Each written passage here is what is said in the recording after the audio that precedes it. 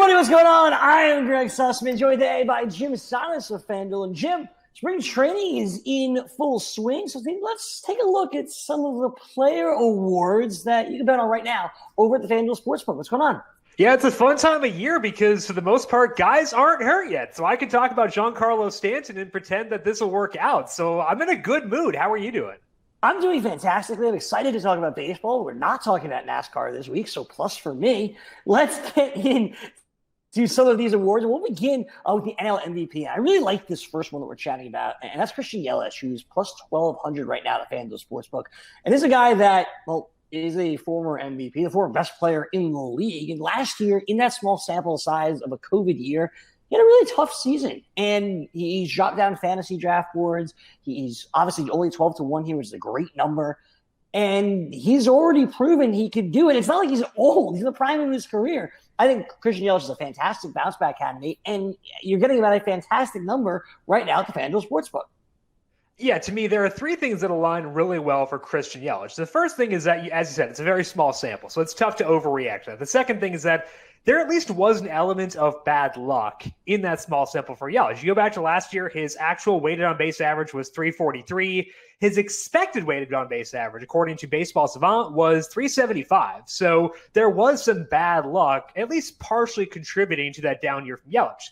The other thing that really ailed him was strikeouts. He struck out a ton, and that's really weird for Christian Yelich, about a 30% strikeout rate, up 10 percentage points from what it was the previous year. When you dig into his plate discipline data, that's because he just was not swinging. He was so patient at the plate that he was actually actively hurting himself.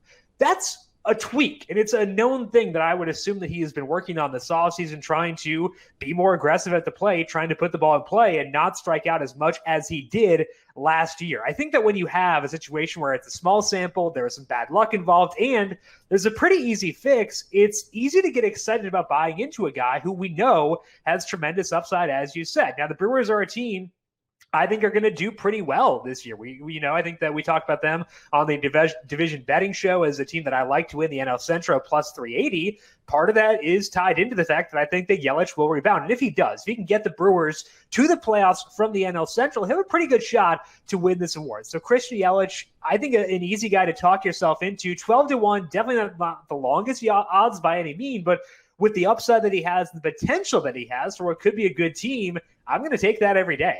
Absolutely. I commend the Brewers for always going forward, and it's a team that you imagine is going to be there at the end of the year, or at least competing, which is what you're asking for from Christian Yelich. And a lot of it's going to be because of Christian Yelich. Not needing a total revamp, just a little tweak, is why you can really like Yelich right now at the FanDuel Sportsbook at 12-1. Let's talk about another player that's already won this award. Well, AL version of the award, and that's Blake Snell to win the AL Cy Young. Snell is 20-1 to win this award, and what I like about him is the fact that he's healthy right now.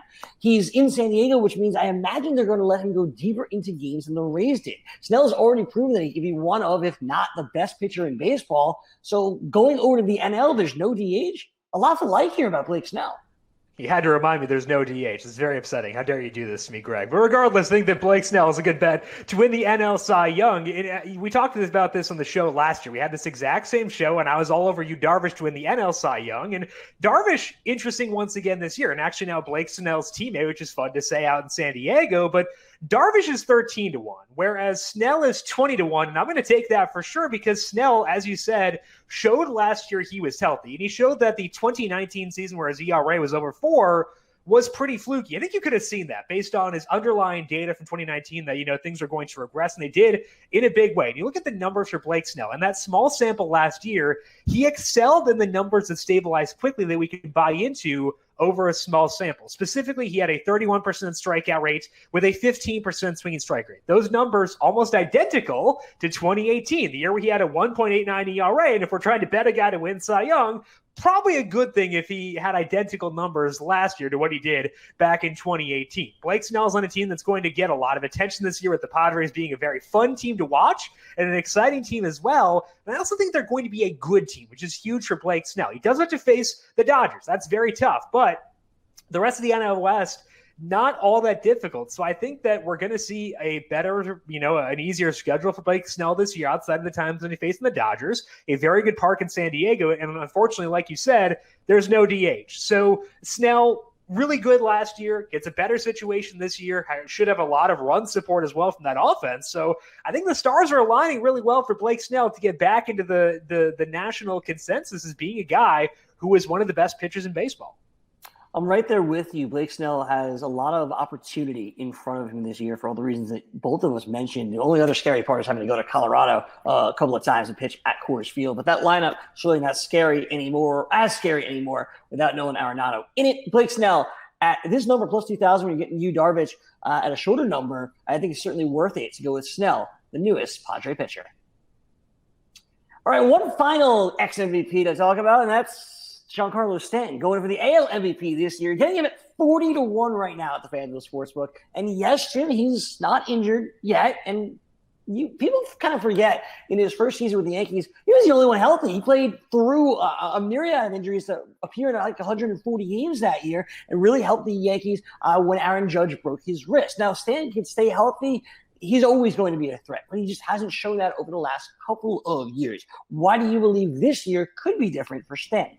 Well, I think that the issue with Stanton is people are double counting things here. They are counting for the injury history and not, betting him as a result of that. But the number you can get him at is already accounting for that. So if you pop in with the injury concern with Stanton, you're double counting that. And I think that is the big issue here. Because, let's say you assure me right now, Greg, that Giancarlo Stanton stays healthy the entire year. What are his MVP odds? They're not 40-1. I can guarantee you that. So if we can get a full year of healthy Stanton, which is something that I'm willing to bank on for sure, we would see this number be a lot shorter. Now, like you said, it wasn't that long ago that Stanton was healthy for an entire year. 159 games in 2017, 158 in 2018.